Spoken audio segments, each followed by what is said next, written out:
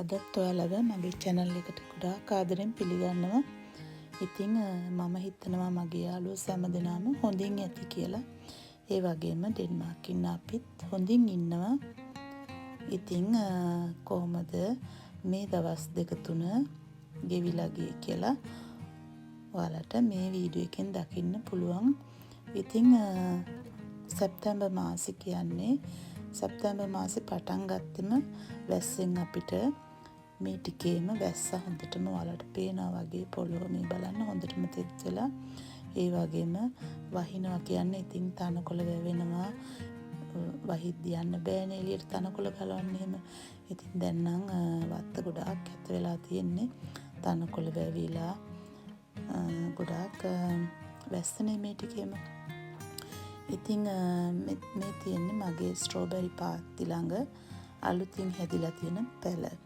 ඉතින් මේ ස්ට්‍රෝබෙරි පැල හිටවන්න ඕන සැප්තැම්බර් මාසේ තමයි වැස්සක් අල්ලලාම තමයි හිටවන්න ඕන. මේවා හදාගන්න අමාරු නෑ. ඉක්මනට මේවා සතියක් යද්දී මේ විදියට මුල් අල්ලලා ලස්සනටම හැදෙනවා. ඉතින් සැප්තැම්බර් මාසේ ස්ට්‍රෝබෙරි පැල හිටවන්න කියලා කියන්නේ එතකොට මේ පැලේ හොඳ ලොකුවට හැදෙනවනේ. එතකොට ලබන අවුරුද්දේ ස්ට්‍රෝබෙරි සීසන් එකේදී ගොඩාක් මල් ඇවිල්ලා ගොඩාක් ගෙඩි හැදිලා ගෙඩි කන්න පුළුවන්. මේ තියෙන්නේ ඉතින් මගේ ස්ට්‍රෝබෙරි පරණ ගස්. මට ස්ට්‍රෝබෙරි අවශ්‍යකමකට හිටෙව්වන්නේ මේ. ඉතින් මට පුළුවන් මගේ යාළුවන්ටත් දෙන්න. එහෙම නැත්නම් මට විකුණන්න පුළුවන්.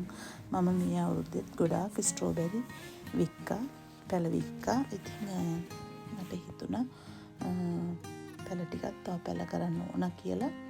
ඒ වගේම මම ගොඩාක් ගලවලත් විසිකේරුවා. එක ස්ට්‍රෝබෙරි පැලයකින් පැල ගොඩාක් හැදෙනවා හැම අවුරුද්දෙම.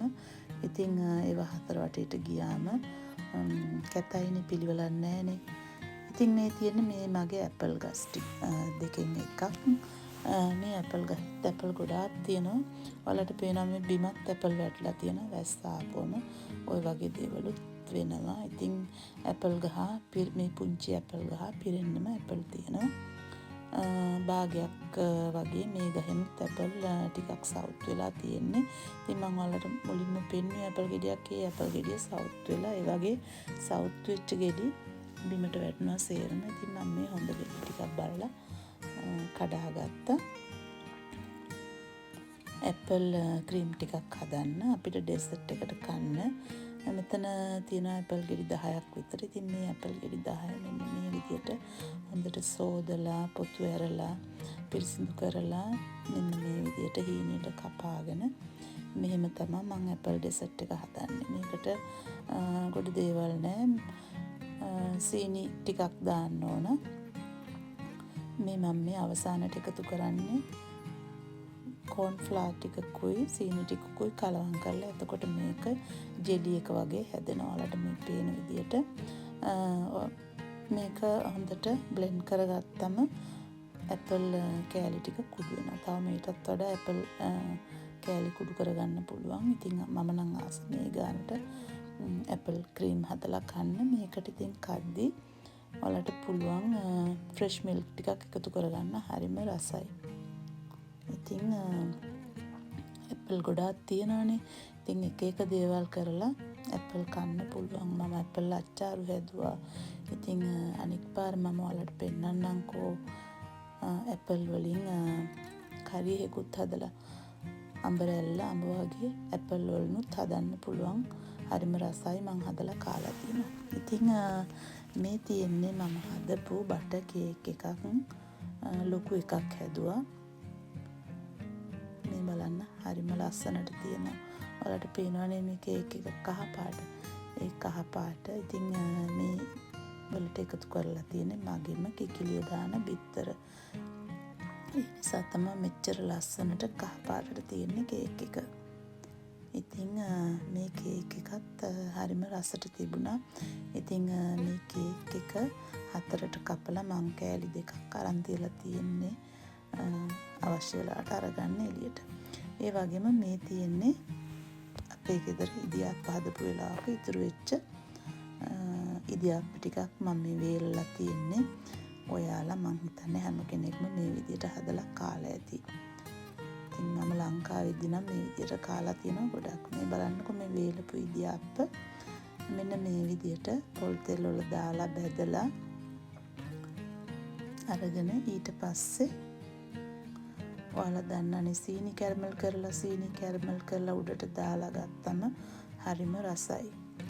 ඉතින් ඉඳලා හිටලා මේ වගේ දේවලුත් මම කරනවා.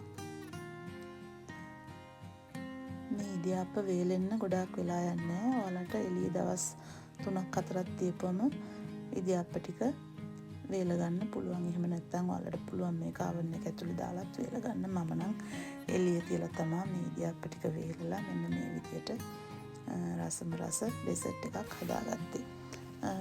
මේවා ඉතින් කන්න පුළුවන් තේ එකක් කෝපි එකක් බොන වෙලාවට. හරිම රසට තිබුණා. මේවා නම් ඉතින් කාලත් ඉවරයි දැන්. ඉතින් බලන්නකො දැන් සැප්තැම්බර් මාසෙ වෙලා තවමත් ඉතින් මගේ පළදාවෙන් නම් අඩුවක් නැහැ.